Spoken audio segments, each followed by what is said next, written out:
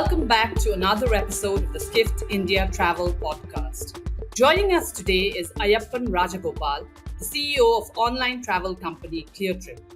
Along with Ayyappan, today I'll be delving into Cleartrips' post-acquisition journey, India's tourism growth, and Cleartrips' vision of becoming a travel super app.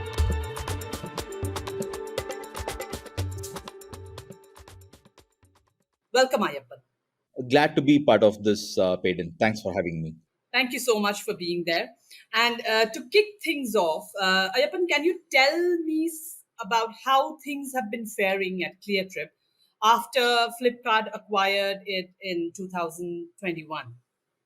Yeah, sure.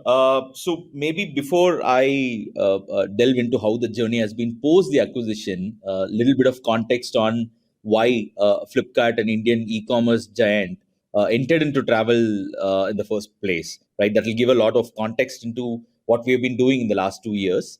So Flipkart is known for disrupting the Indian e-commerce space through innovation that are very specifically required, especially if you look at 10, 12 years back, 15 years back, the payment was not as evolved as what it is today.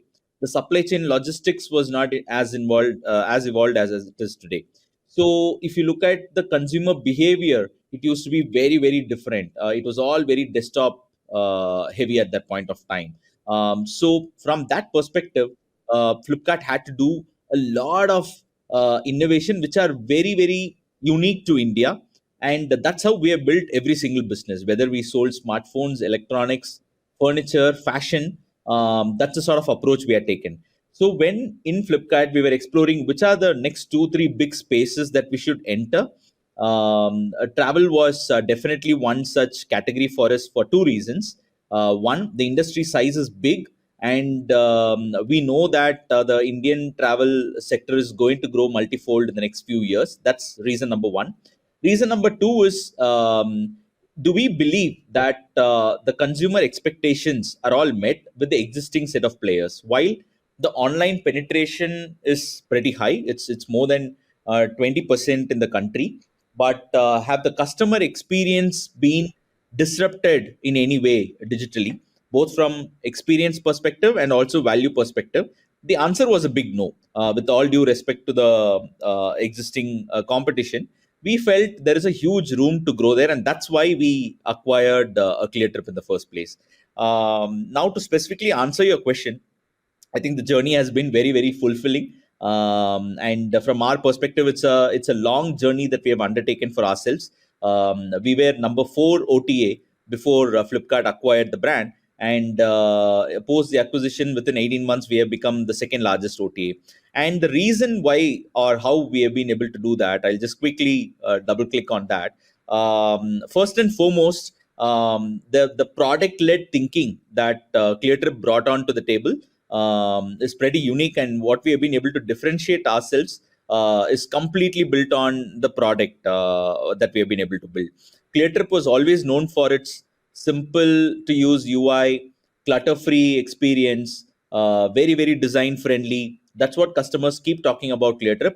So we took that thread along, and we started differentiating a lot more in the product led thinking. To give a few examples, India specifically, if you know, it's a value led market. A lot of people confuse between price and value. According to me, price is something what you pay, and value is something what you get.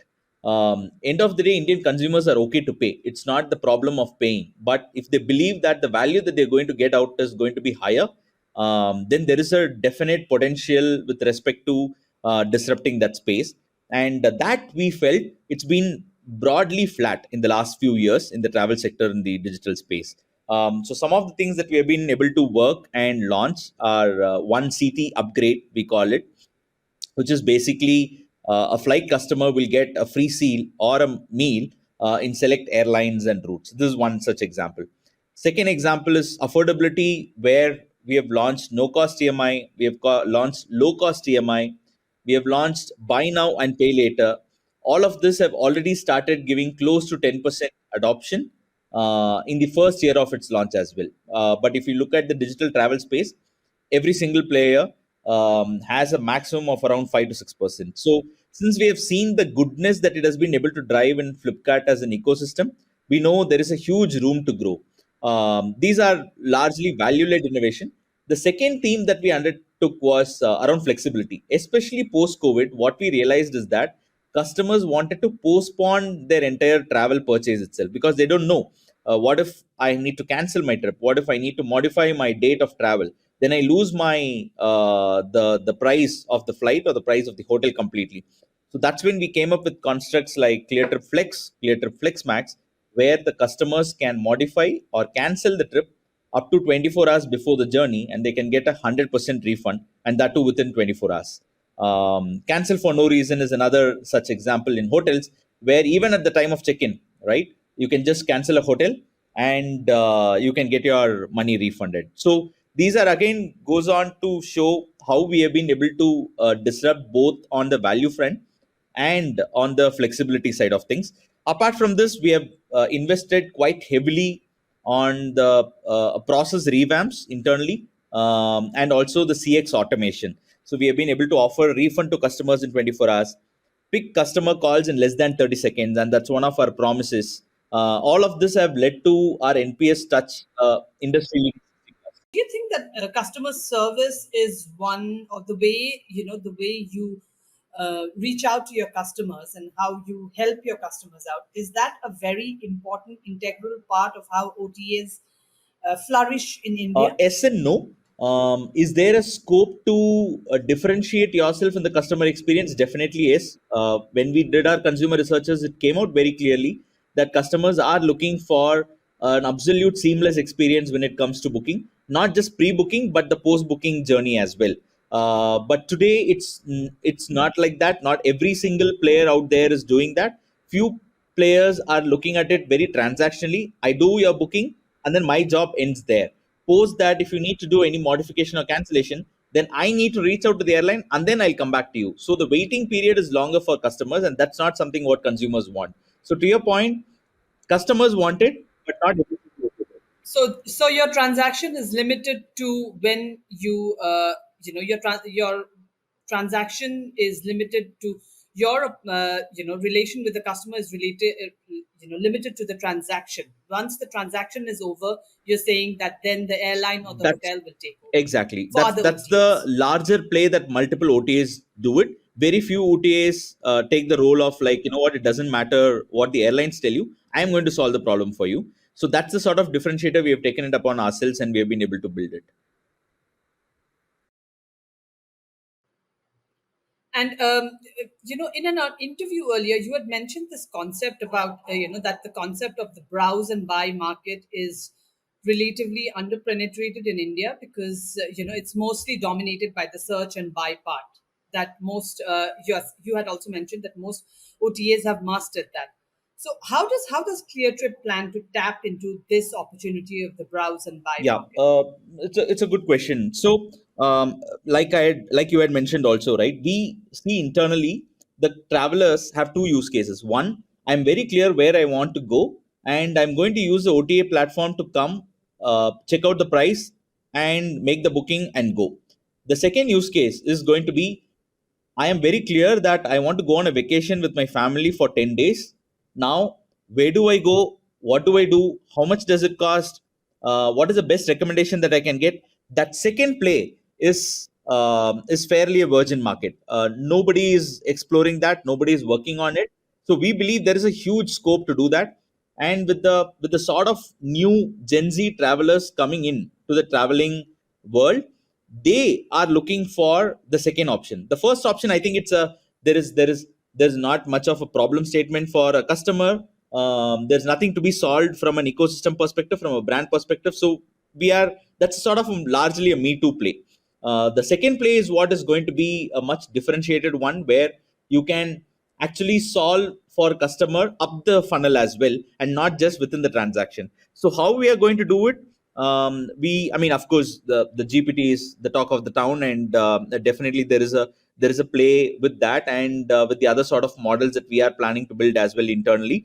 That's one. Second, the browse led way of actually exploring the destination to customers is something we have seen in the commerce, and we believe that it can be replicated here. But I think some of the players, to be fair, some of the players have tried as well in the past. But the reason why nobody has been able to succeed so far is because you cannot have a cookie cutter approach on this. You cannot give to every single customer the same set of destinations. You need to understand whether the customer is a value seeking customer, an experience seeking customer, an adventure seeking customer, and accordingly you need to give them the options. And if they are traveling with their families, or they are traveling as couples, or they're traveling as solo, so all of these understanding is very critical.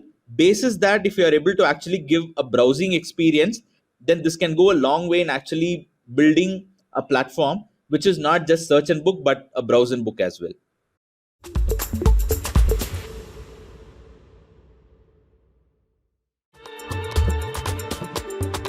Interesting. And Ayyappan, that does this also help towards Cleartrips' aspirations of becoming a travel super app, the browse and buy market?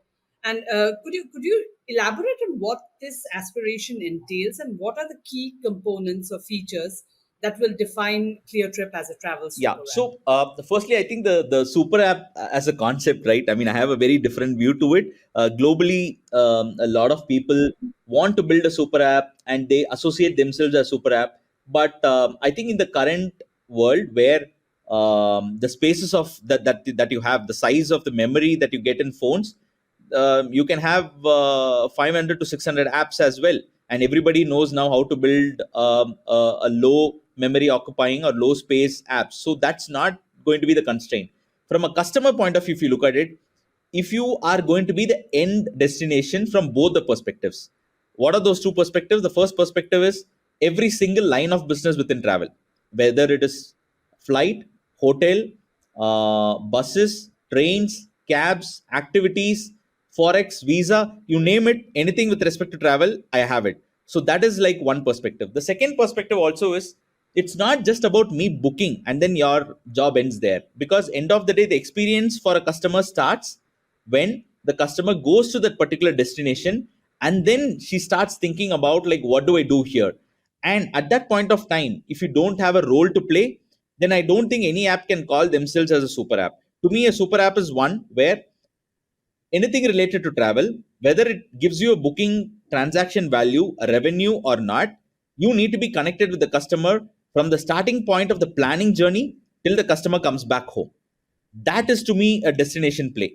And for that, there is a lot of content play involved. There is a lot of booking that we had discussed with respect to exploration and booking, post booking experience. If something goes wrong, then how do you connect to the customers? Everything, all of this plays a massive role. But yes, our long term goal is to be available in every line of business. Today we are present in three. We want to be available everywhere, including packages, holiday packages and experiences. But more than that, to me, the larger goal is, like I said, from the time the planning starts till the time the customer comes back home. How do we be part of the customer's journey is where we'll be working on. Correct. And I think, a travel super app aspiration also means that the customer stays on to your app and stays on with you from, like you said, from the planning stage till the time that they get back home. I think that's also one of the main things that make a travel super app, right? So that the customer does not leave your app.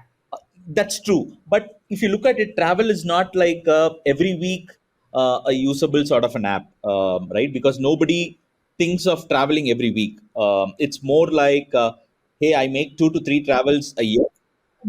I think that's changing.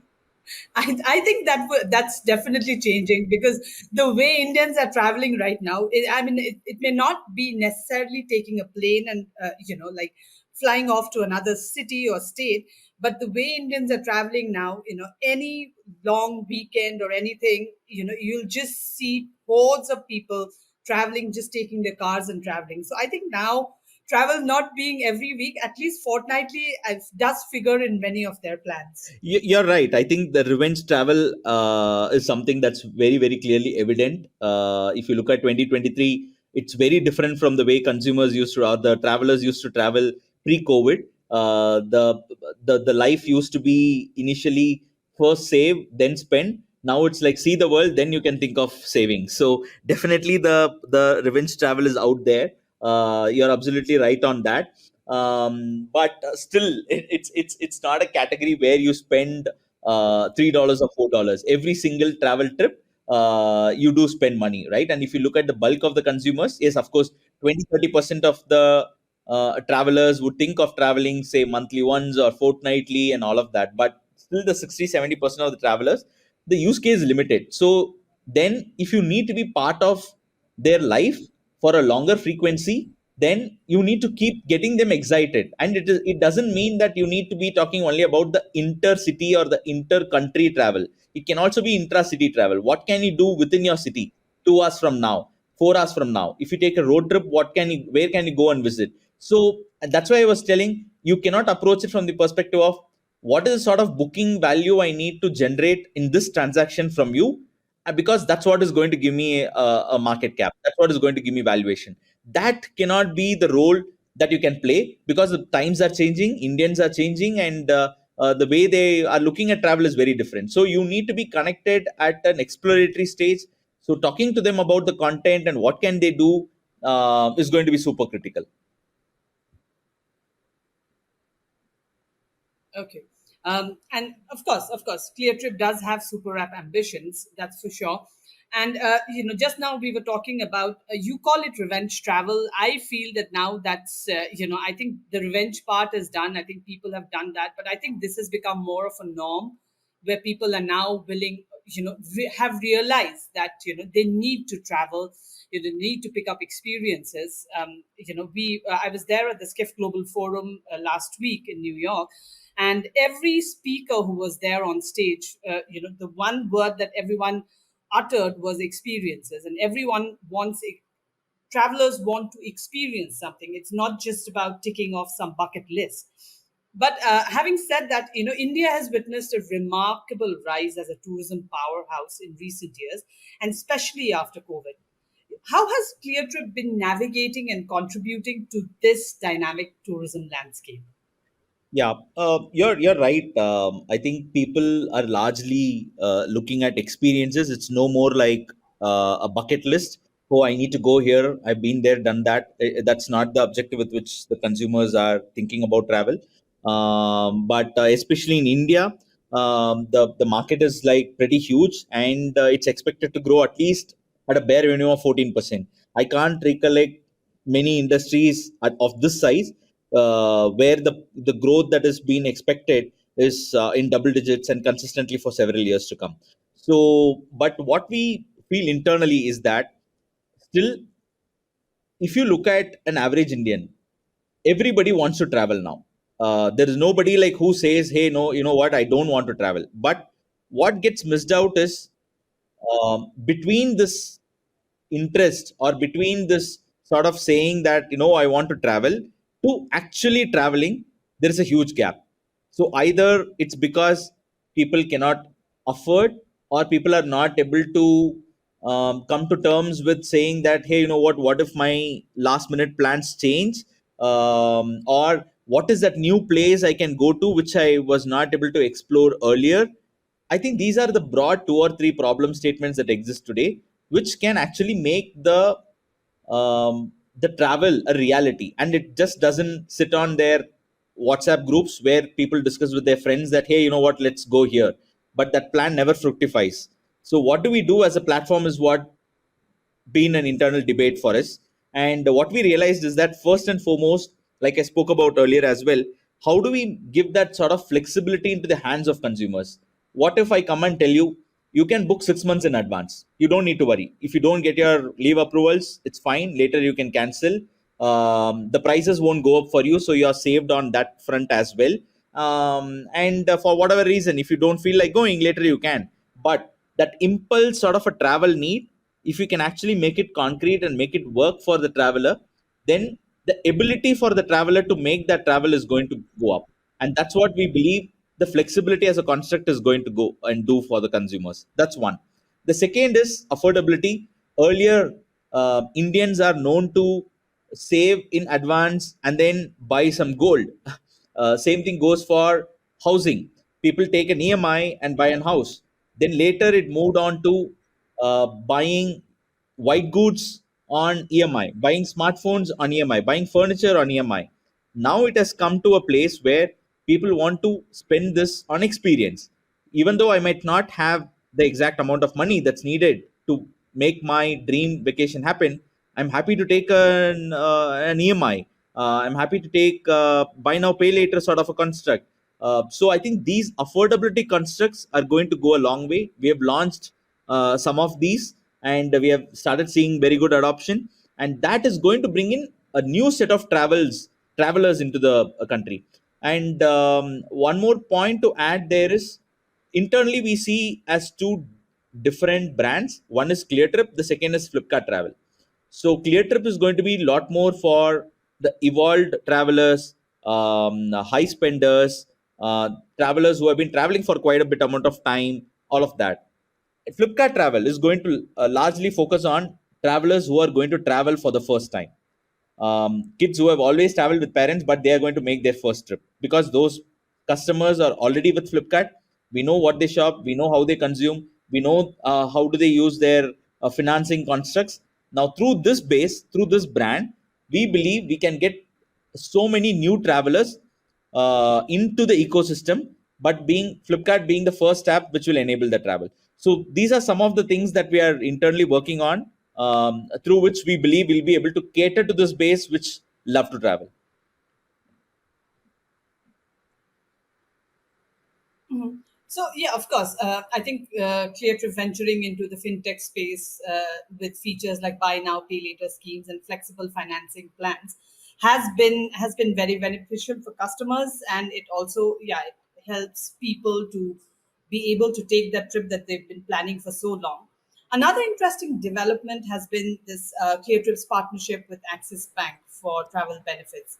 Can you talk a little bit more about this partnership, and do you have any plans for a co-branded credit card? Yeah, I'll take both the parts of the question. To the first part, or actually both we get addressed simultaneously. The When we thought about bank partnerships, firstly, it's very critical, because these affordability solutions and what can banks provide as well to enable travelers, travel is super critical. So when we were exploring that, we realized there are so many co-branded credit cards already existing, not just in travel, but if you look at the entire ecosystem in India, there are like minimum of 70 to 80 co-branded credit cards, right? That's a massive number. And if you look at the credit card base in the country, it has not even crossed 2% of the entire country. So within the 2% base, there are so many co-branded credit cards. So what do they stand for?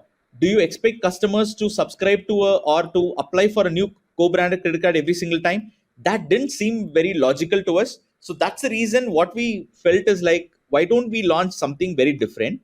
There are already existing credit cards with a bank like Axis, and on all the bank credit cards and all the time. It's not like, oh, I'm going to give it for a specific 10 days of the month, or during first of every month. I'm going to be always on 365 days. I'm going to give it to all the existing credit card holders. Now, what is that value add it can be? Again, everybody talks about, I'll give you 3% cashback, 5% cashback, 7% cashback. Beyond a point, customers don't care. It's a difference of 100 200 rupees. It doesn't change my life in any way. So what we realized is that, rather, if we can spin it and say that, you know what, especially India being a low cost carrier airline market, we told the consumers that if you use this credit card and shop, you will get a free seat, a free meal, a no convenience fee charged on your ticket purchase, and you will get FlexMax for free, which is basically till 24 hours before the journey. If you cancel your ticket, you will get a refund within 24 hours. So that's the sort of construct we came up with. And there has been a huge a talkability around the card in amongst all the influencers, very organically, people speaking about like how differentiated this card is. So we are internally very excited. It's still a few weeks into the program since we launched. We believe it's going to be massively successful for us in acquiring a lot of new customers, and same goes for Axis Bank as well. So because of this, at this point of time, we don't have any plan for a co-branded credit card.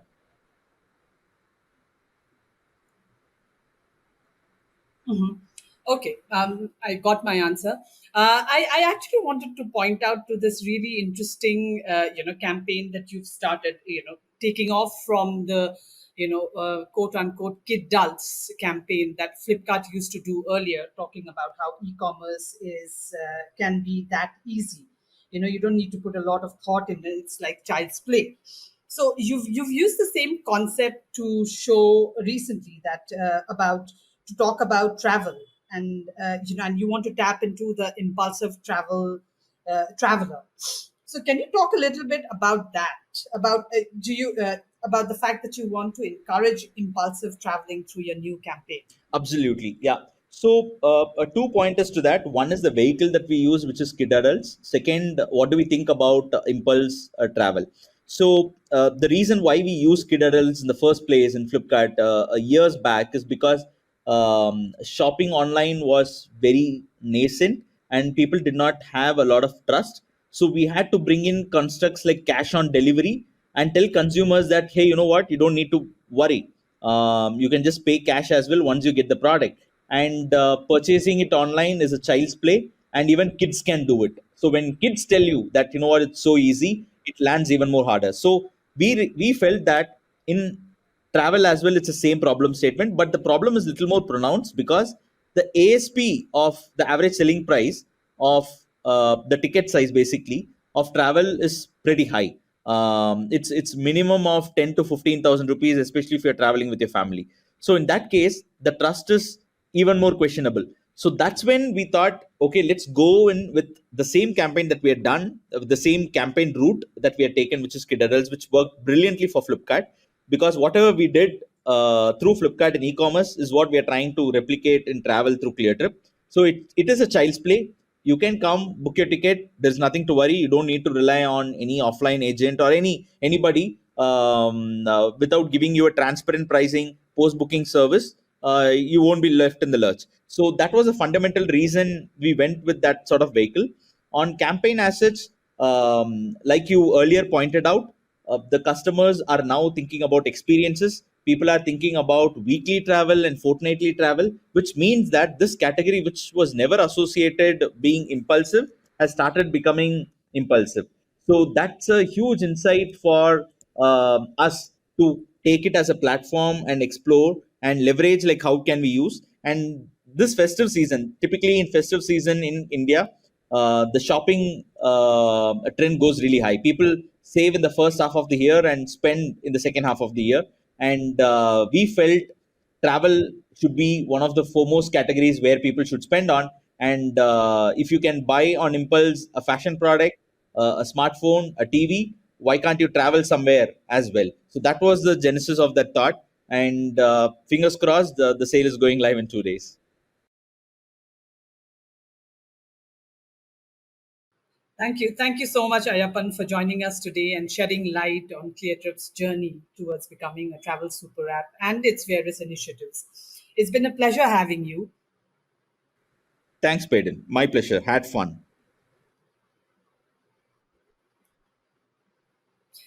Thank you. And to our listeners, thank you for listening in. Stay tuned for more exciting episodes as we continue to explore the ever evolving world of travel and technology. Don't forget to subscribe to the Skift India Travel Podcast on your favorite listening app. Thank you very much.